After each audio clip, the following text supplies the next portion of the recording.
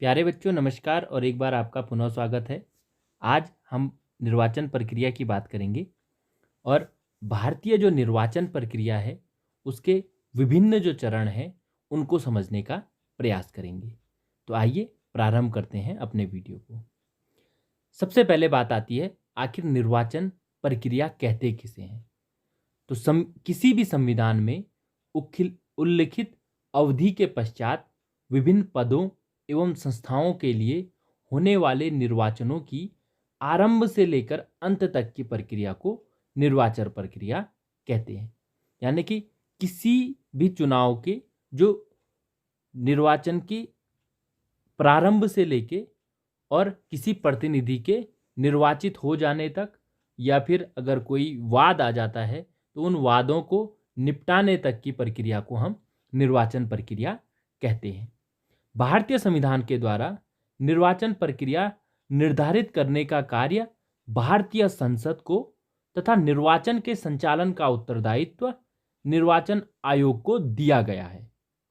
किसको? संविधान के द्वारा जो निर्वाचन प्रक्रिया है उसको निर्धारित करने का, कि निर्वाचन प्रक्रिया क्या होगी, उसके नियम कानून बनाने का कार्य भारतीय संसद को और निर्वाचन करवाने का कार्य निर्वाचन आयोग को सौंपा गया है।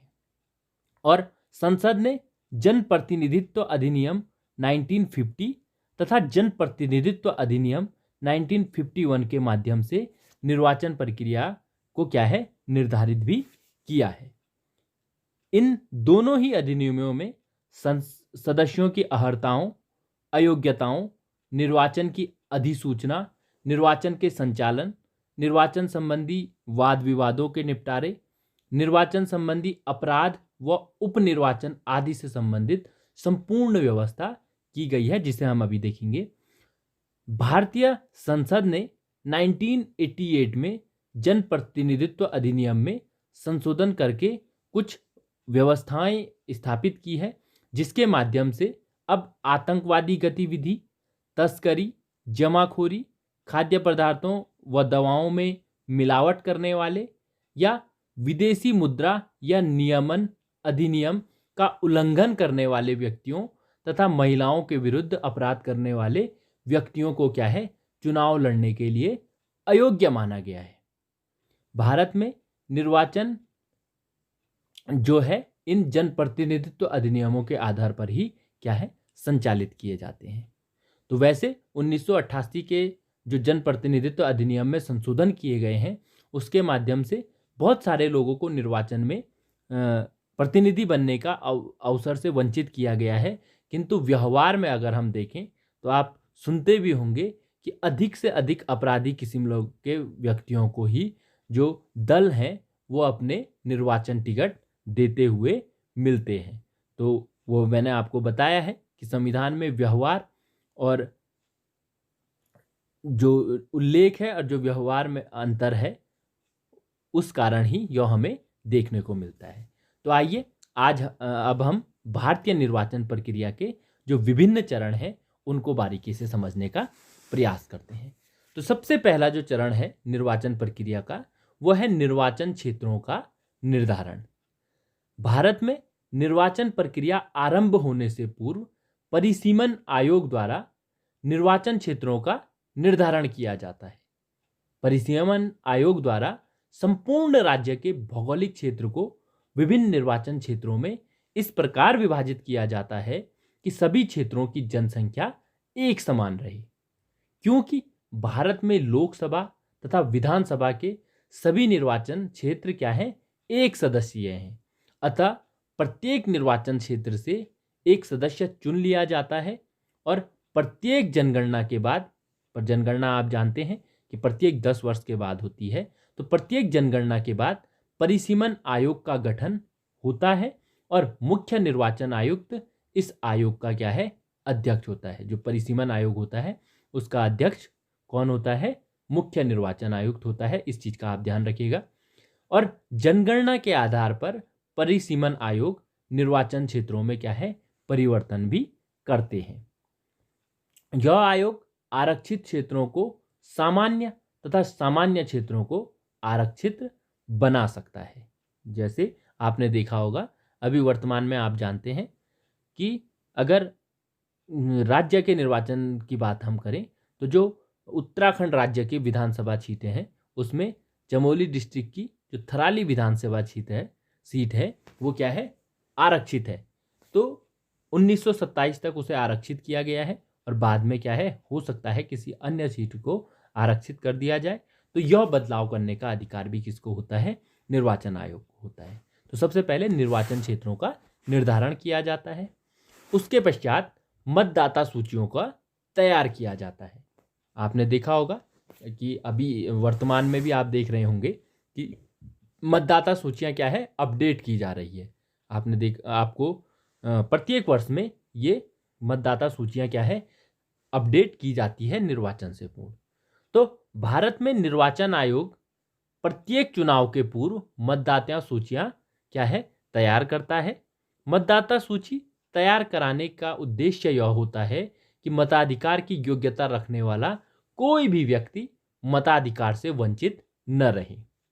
मतदाता सूची में मतदान की योग्यता रखने वाले नए मतदाताओं के नाम जोड़े जाते हैं तथा जिन मतदाताओं की अब मृत्यु हो चुकी है उनके नाम काट दिए जाते हैं।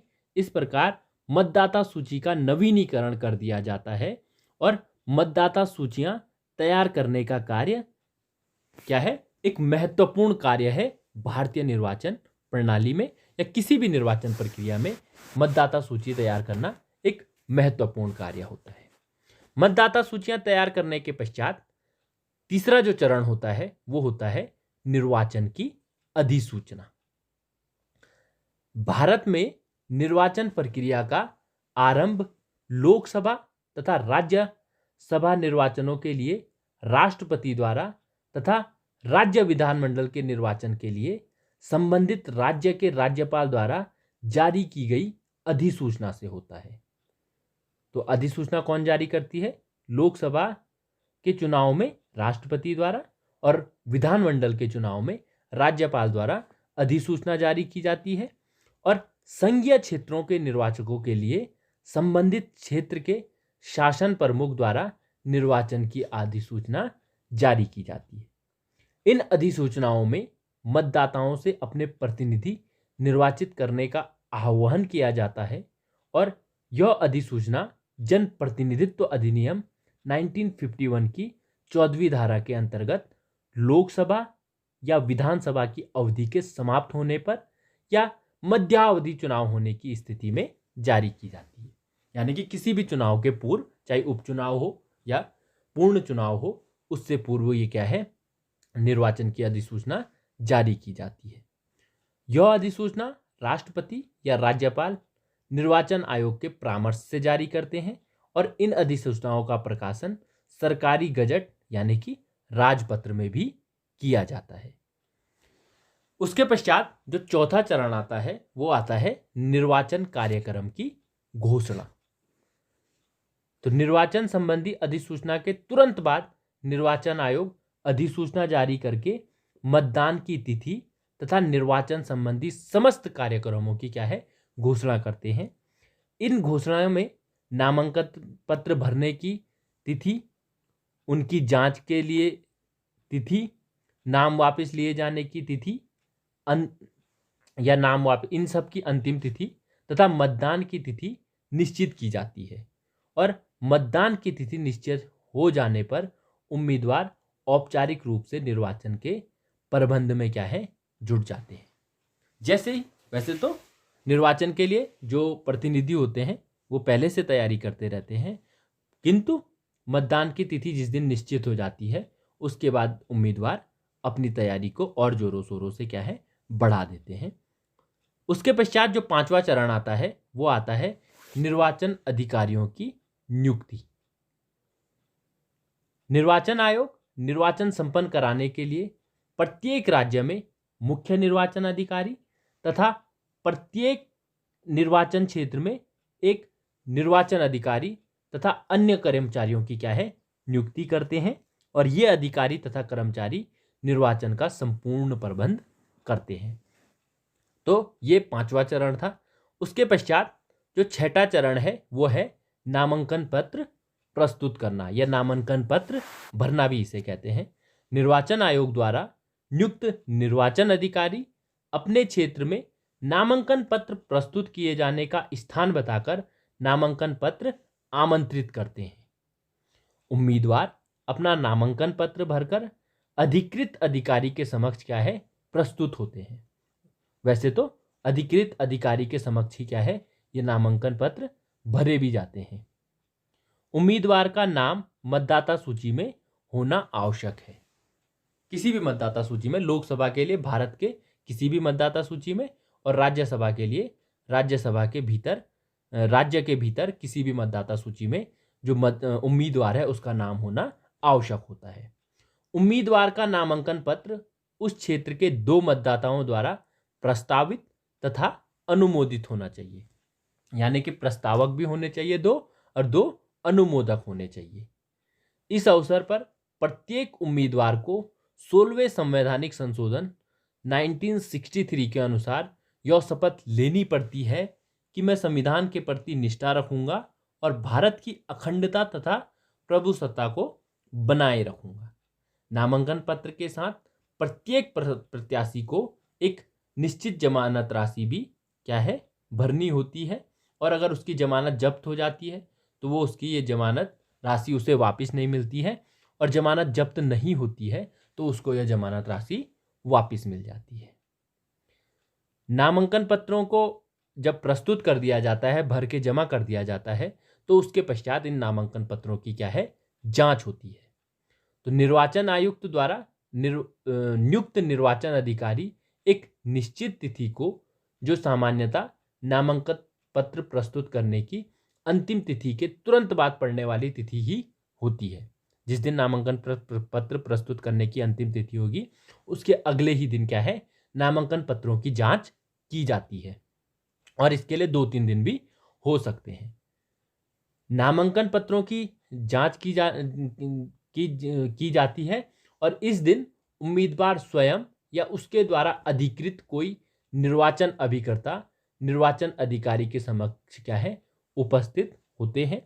जिन उम्मीदवारों के नामांकन पत्र सही पाए जाते हैं उन्हें उम्मीदवार घोषित कर दिया जाता है, और नामांकन पत्र अपूर्ण होने या संबंधित उम्मीदवार के किसी आधार पर चुनाव लड़ने के अयोग्य पाए जाने, यानी कि कुल मिलाकर या तो नामांकन पत्र गलत भरा हो, या फिर नामांकन पत्र भरते हुए उम्मीदवार किसी जो योग्यताएं निर्धारित की गई है उन योग्यताओं को पूरा नहीं कर पाता है, तो नामांकन पत्रों उस उम्मीदवार के नामांकन पत्र को क्या है, रद्द कर दिया जाता है।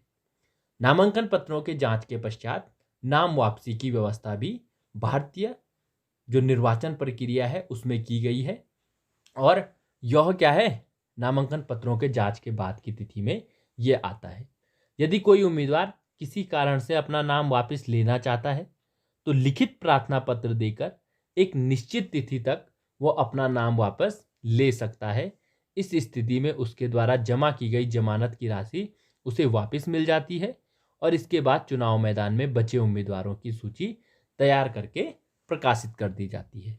तो कुल मिलाकर ये नाम वापसी की जो व्यवस्था है इसमें क्योंकि अगर कुछ उम्मीदवार चुनाव में अपना नामांकन कराते हैं तो अपना सियासी गणित देखते हुए अगर किसी को लगता है कि मेरे जीतने के चांसेस कम हैं, या फिर खरीद फरोख्त के किसी भी प्रकार के मामले हो सकते हैं, व्यक्ति क्या है, नाम वापसी इस दौरान करते हैं।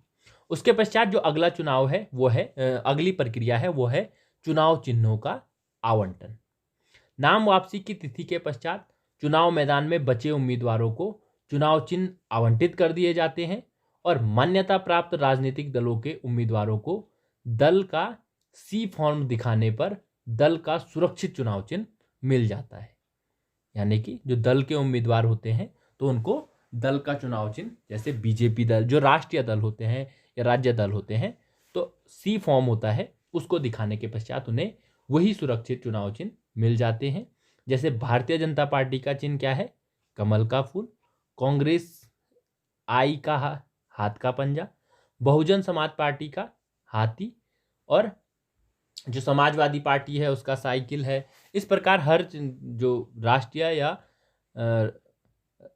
राज्य स्तरीय दल हैं उनके अपने अपने चुनाव चिन्ह होते हैं, तो वो चुनाव चिन्ह उन्हें आवंटित कर दिए जाते हैं। निर्दलीय उम्मीदवारों को निर्वाचन आयोग अलग से चुनाव चिन्ह क्या है प्रदान करता है। कोई भी उम्मीदवार अपनी इच्छा अनुसार चुनाव चिन्ह मांग सकता है, किंतु इस संबंध में निर्वाचन आयोग का निर्णय ही क्या है अंतिम होता है। उसके पश्चात जब चुनाव चिन्हों का आवंटन हो जाता है तब चुनाव प्रचार की प्रक्रिया शुरू होती है और ये इसका अगला चरण होता है। चुनाव प्रचार आप जानते हैं कि जब जो प्रत्याशी होते हैं, उम्मीदवार होते हैं, वो विभिन्न माध्यमों से क्या है अपना प्रचार करते हैं, अपनी योजना को बताते हैं, उनके क्या उद्देश्य हैं, किस लिए वो चुनाव प्रतिनिधि के रूप में खड़े हुए हैं। तो ये सब प्रचार उसके पश्चात चलता है। उम्मीदवारों के द्वारा विधिवत रूप से अपना चुनाव प्रचार आरंभ कर दिया जाता है। चुनाव चिन्हों का जब आवंटन हो जाता है उसके पश्चात वर्ष 1967 से चली आ रही व्यवस्था के अनुसार उम्मीदवारों को चुनाव प्रचार के लिए कम से कम क्या है 20 दिन का समय अवश्य मिलता है। किंतु 19 जनवरी 1992 को राष्ट्रपति ने एक अध्यादेश जारी किया और जिसके माध्यम से लोकसभा तथा विधानसभाओं में चुनावों में नामांकन वापस लेने की अंतिम तिथि के बाद मतदान कराने की न्यूनतम समय सीमा 20 दिन से घटाकर अब वर्तमान में क्या है 14 दिन कर दी गई है। इस अवधि में राजनीतिक दल अपने अपने चुनाव घोषणा पत्र जारी करते हैं। इन घोषणा पत्रों में उनके दल की नीतियां तथा कार्यक्रम क्या है स्पष्ट लिखे होते हैं। इन नीतियों और कार्यक्रमों के आधार पर ही क्या है जनता से वे मत मांगते हैं। राजनीतिक दल और उम्मीदवार अपने समर्थकों की संख्या बढ़ाने, मतदाताओं को प्रभावित करने के लिए क्या है सभाएं, जुलूस, रैलियां, सम्मेलन, पोस्टर, नुक्कड़ नाटक आदि का क्या है आयोजन करते हैं। उनके द्वारा चुनाव प्रचार के लिए विभिन्न प्रकार के नारे बनाकर प्रचारित किए जाते हैं तथा घर घर जाकर मतदाताओं से संपर्क भी किया जाता है और उनसे अपने पक्ष में वोट मांगे जाते हैं। इसके अतिरिक्त राजनीतिक दल चुनाव प्रचार करने तथा मतदाताओं से अपील करने के लिए आकाशवाणी और दूरदर्शन का प्रयोग भी करते हैं। वर्तमान में मान्यता प्राप्त प्रत्येक राजनीतिक दल को मतदाताओं से अपील करने के लिए आकाशवाणी तथा दूरदर्शन पर 2 बार 15-15 मिनट का समय दिया जाता है। इस प्रकार राजनीतिक दल तथा उम्मीदवार विभिन्न साधनों का प्रयोग करके अपने चुनाव का क्या है प्रचार करते हैं। मतदान की तिथि से लगभग 48 घंटे पूर्व चुनाव प्रचार क्या है नियमानुसार समाप्त कर दिया जाता है और चुनाव प्रचार के पश्चात जो अगला चरण है वो है मतदान केंद्रों की व्यवस्था। और ये साथ साथ चलता रहता है, चुनाव प्रचार के साथ साथ ये चुनाव आयोग इस कार्य को करता रहता है। मतदाताओं की सुविधा के लिए प्रत्येक निर्वाचन क्षेत्र में कई मतदान केंद्र बनाए जाते हैं। मतदान केंद्र इस बात को ध्यान में रखकर भी बनाए जाते हैं कि किसी भी मतदाता को 2 किलोमीटर से अधिक वोट देने के लिए या मत देने के लिए न जाना पड़े। एक मतदान केंद्र पर कहीं बूथ भी बनाए जाते हैं। इन बूथों पर एक निश्चित संख्या में मतदाता मतदान करते हैं और प्रत्येक मतदान केंद्र पर एक परिसीमन अधिकारी तथा मतदान अधिकारी और एक पुलिस कर्मचारी भी होते हैं। आपने अगर वोट दिया हो तो आप जानते होंगे इस प्रकार के कर्मचारी प्रत्येक मतदान केंद्र पर होते हैं। जब मतदान केंद्रों की व्यवस्था हो जाती है तो फिर आता मतदान के दिन निर्वाचन आयोग द्वारा निर्धारित तिथि को निश्चित समय पर मतदान आरंभ किया जाता है और यह समय लगभग सुबह के 7 बजे या 8 बजे लगभग प्रारंभ होता है। मतदान कक्ष में मतदान अधिकारियों के अतिरिक्त उम्मीदवारों के अधिकृत अभिकर्ता होते हैं। मतदाता सूची में अंकित नाम के आधार पर मतदान अधिकारी मतदाता को एक मतपत्र देते हैं। वर्तमान में जो इलेक्ट्रॉनिक वोटिंग है उसकी भी व्यवस्था कर दी गई है, किंतु पहले क्या है मतपत्र द्वारा मतदान दिया जाता था, जिसमें सभी प्रत्याशियों के क्या है नाम तथा चुनाव चिन्ह छपे होते थे और मतदान क्या है गुप्त होता था।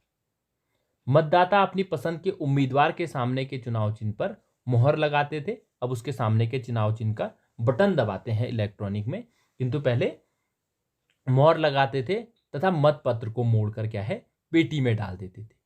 जाली मत डालने का प्रयास करने वाले व्यक्ति को क्या है दंड भी दिया जाता है। मतदान अधिकारी मतपत्र देते समय मतदाता की उंगली पर एक स्याही लगाते हैं, जो कि क्या है आसानी से नहीं छूटती। तो उस स्याही लगाने का जो मेन उद्देश्य है वह यह है कि जाली मतदान को रोका जा सके, कोई मतदाता दोबारा मत न दे, इसलिए वो स्याही लगाई जाती है। मतदान निर्धारित समय पर बंद हो जाता है तथा मतदान अधिकारी उम्मीदवारों या उनके अभिकर्ताओं की उपस्थिति में मत पेटियां बंद करके सील कर देते हैं और इन मत पेटियों को सुरक्षित मतगणना केंद्र पर पहुंचा दिया जाता है। तो मतदान की व्यवस्था पूरी हो गई, मतदान हो गया।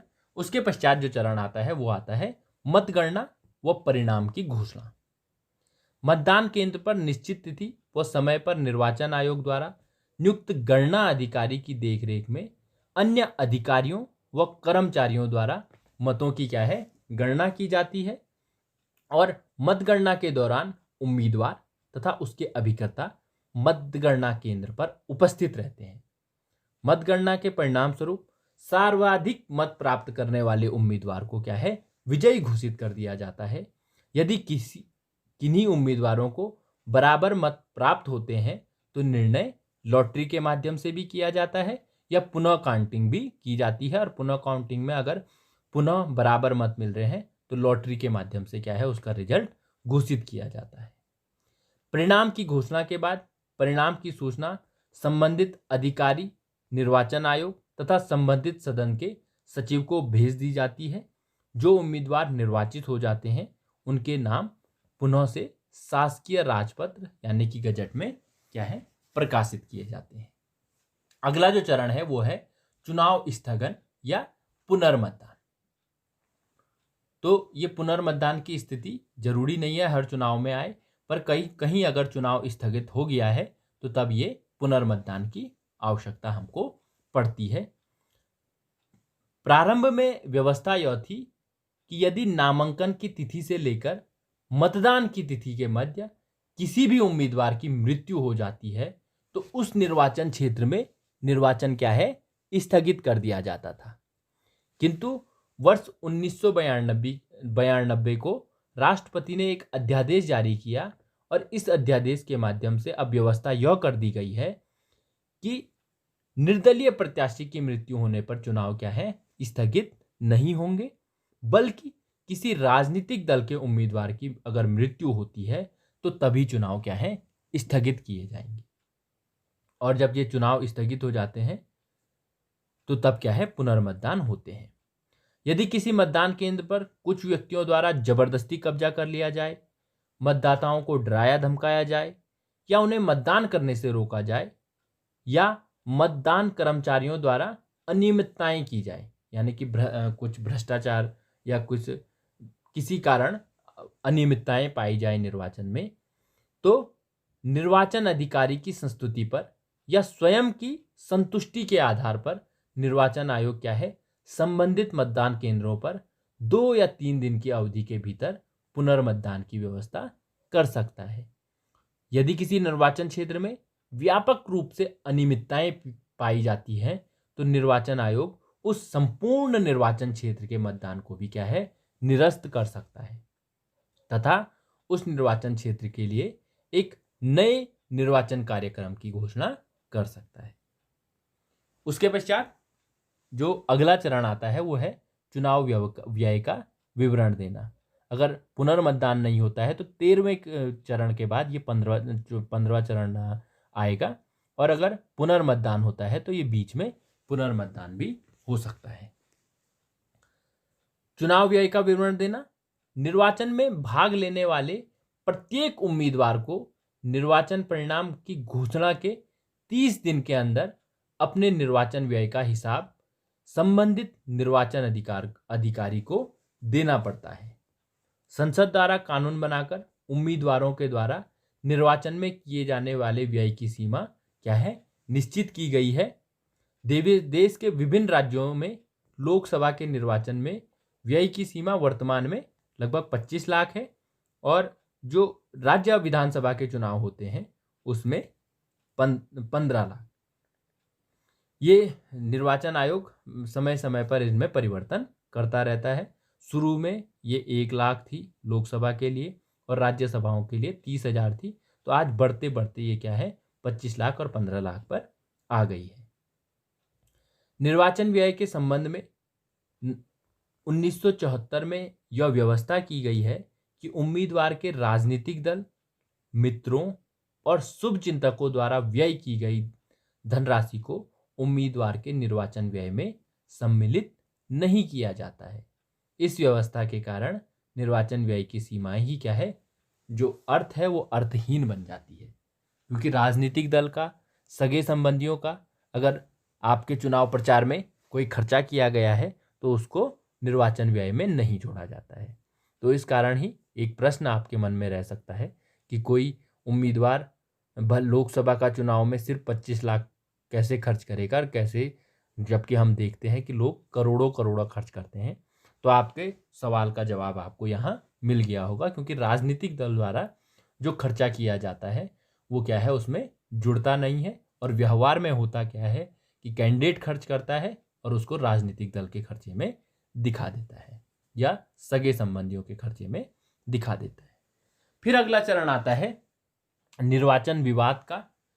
यदि निर्वाचन में असफल कोई उम्मीदवार यह अनुभव करता है कि जीते हुए उम्मीदवार के द्वारा निर्वाचन में अनुचित तथा भ्रष्ट उपायों को अपनाया गया था या निर्धारित सीमा से अधिक व्यय किया गया था, तो वह उस कैंडिडेट के विरुद्ध 45 दिन के भीतर संबंधित राज्य के उच्च न्यायालय में तथा उच्च न्यायालय के निर्णय आने के पश्चात 30 दिन के भीतर सर्वोच्च न्यायालय में अपील कर सकता है। यदि न्यायालय इन आरोपों को सही पाते हैं तो वह जीते हुए प्रत्याशी के निर्वाचन को अवैध घोषित कर देते हैं। यदि न्यायालय उचित समझता है तो वह विजय प्रत्याशी के स्थान पर हारे हुए प्रत्याशी को विजय घोषित कर सकता है या उस निर्वाचन क्षेत्र में पुनः निर्वाचन का आदेश दे सकता है। उच्च न्यायालय तथा सर्वोच्च न्यायालय अपने निर्णयों की सूचना निर्वाचन आयोग तथा संबंधित सदन के अध्यक्ष को भी क्या है, देते हैं तथा यह निर्णय सरकारी गजट में भी क्या है, प्रकाशित किए जाते हैं। अब अंतिम जो चरण है वो है हमारा उपचुनाव का। उपचुनाव जरूरी नहीं है कि हर चुनाव के पश्चात उपचुनाव हो और ये उपचुनाव का चरण भी निर्वाचन में आए, किंतु अगर कहीं किसी कैंडिडेट की मृत्यु हो जाती है, जीते हुए कैंडिडेट की, या फिर वो अपने आप अपना पद त्याग कर देता है, तो तब ये उपचुनाव की व्यवस्था की जाती है, तब ये चरण आता है। यदि किसी उम्मीदवार का चुनाव रद्द घोषित कर दिया जाता है या वह स्वयं त्यागपत्र दे देता है या किसी प्रतिनिधि की मृत्यु हो जाती है तो और उसकी सीट क्या है, रिक्त हो जाती है, तो उस चुनाव क्षेत्र के लिए शीघ्र ही चुनाव की व्यवस्था की जाती है और इस चुनाव को ही उपचुनाव कहते हैं। उपचुनाव में निर्वाचित प्रतिनिधि अगले चुनाव तक अपने पद पर रहता है। यानी कि उपचुनाव और सामान्य चुनाव में अंतर यह है कि सामान्य चुनाव में जहां प्रतिनिधि अगले 5 साल तक के लिए कैंडिडेट रहता है, वहीं उपचुनाव में वह अगले चुनाव के बची हुई जो समयावधि होती है उसके लिए ही क्या है, कैंडिडेट रहता है। यानी कि अगर 2.5 साल पश्चात किसी लोकसभा क्षेत्र में क्या है, निर्वाचन हो रहा है, उपचुनाव हो रहा है, तो वो कैंडिडेट जो जीतेगा वो 2.5 साल तक ही क्या है, उस सीट पर बना रहेगा और लोकसभा के अगले जो चुनाव होंगे, आम चुनाव, उसमें उसको पुनः निर्वाचन में खड़ा होना होगा या फिर उसे अपनी सीट छोड़नी होगी। यानी कि वो सिर्फ 2.5 साल तक रह सकता है। तो आशा और उम्मीद है कि आज के वीडियो के माध्यम से आपने भारत में जो निर्वाचन प्रक्रिया है उसके बारे में बहुत बारीकी से ज्ञान प्राप्त किया होगा। और अगर मैं अपने इस प्रयास में सफल हुआ हूं तो वीडियो को लाइक अवश्य करें और अगर चैनल पर पहली बार आए हैं तो चैनल को सब्सक्राइब अवश्य करें ताकि ऐसी ही ज्ञानवर्धक बातें आपको सीखने को मिल सके। आप लोगों ने मुझे सुना, आप लोगों का बहुत बहुत धन्यवाद।